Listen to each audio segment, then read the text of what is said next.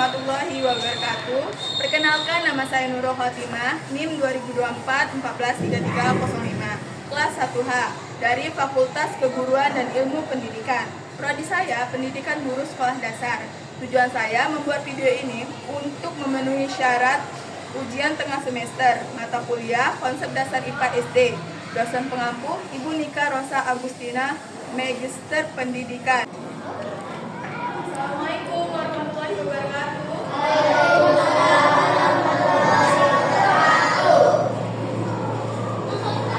Perkenalkan, nama kakak Nurul Khotimah dari Universitas PGRI Palembang. Dan kakak membuat video ini untuk memenuhi tugas ulangan tengah semester di konsep dasar IPA. Ada yang tahu kakak di sini akan membawakan materi apa?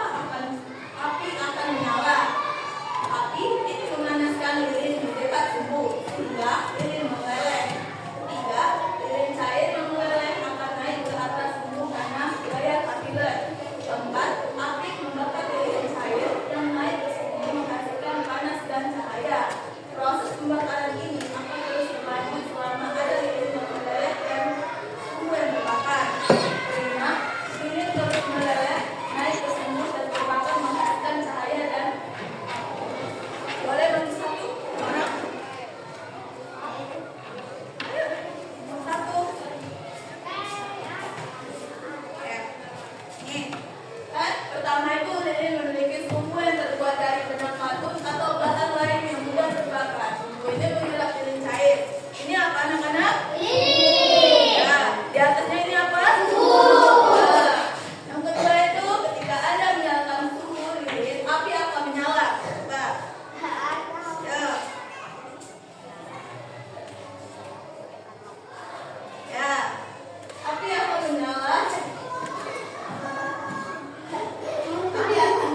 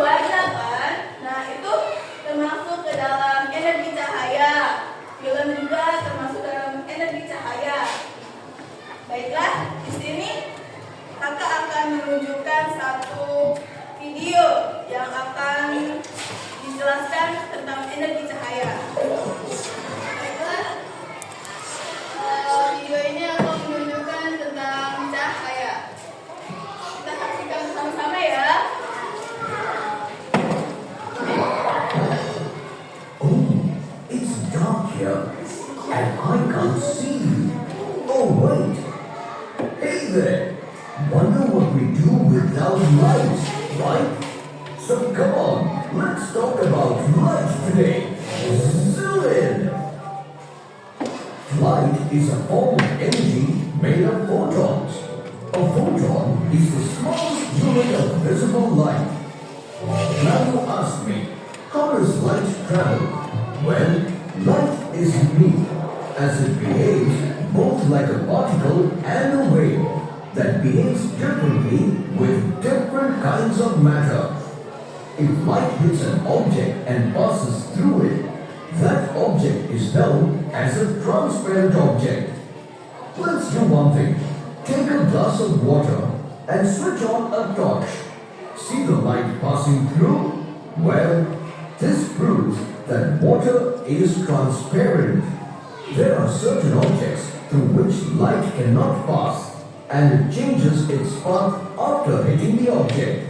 These objects are called opaque objects, such as wood, the mobile you're using right now, and you as well. Yeah, humans are opaque as well. Some objects allow light to pass through them partially, and they are known as translucent objects, such as plastic, butter paper, and frosted glass. And do you know what travels the fastest? No, not a space rocket. Well, it's light. In vacuum where there's no obstacle, light travels at the speed of more than 0.1 million miles per second. Okay, so the distance between the sun and Earth is 93 million miles. But it takes only 8 minutes for light to reach the Earth. That's a whooping speed, isn't it? When light travels through different mediums, it slows down and sometimes bends. And this bending of light is known as refraction. Take a beaker filled with water and place a pencil in it. Now look carefully. Do you see a bend in the pencil? No. The pencil didn't bend. The light rays just got refracted. That's why you see the pencil bend. Trivia time! Did you know that humans are bioluminescent, which means that they emit light, but their glow is 1,000 times weaker than what the naked eye can register? Light takes approximately 1.2 seconds to reach the moon from the Earth. So friends, dare not light up your tickling brain cells today. Tune in next time for more fun facts. This is me zooming out.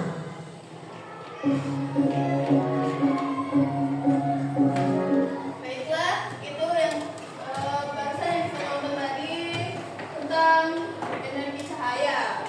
Udah paham kan energi cahaya itu apa aja? Nah, sebelum membaca kesimpulan, kita break ya. Baiklah, ayo kita berdiri dulu ya.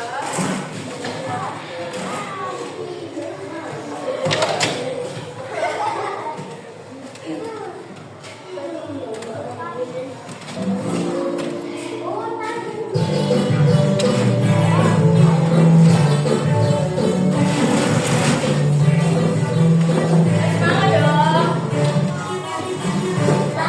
dong.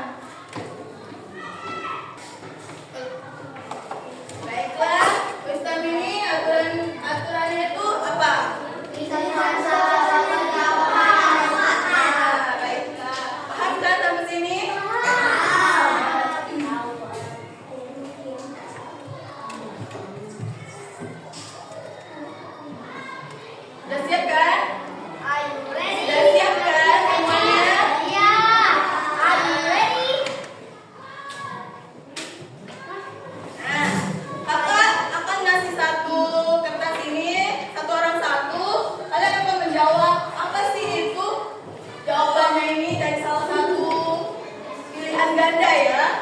Nanti dijelaskan dalam kertas ini ya.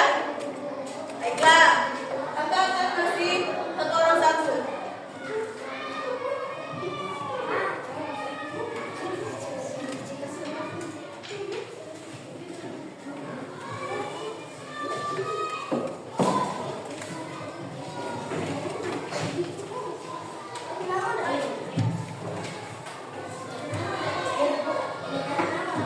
Ya, satu kertas ini kasih nama ya.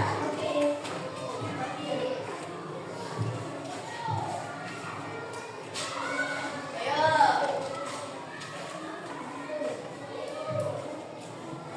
Siapa yang pertama kali sudah jawab bakal dapat hadiah. Ya.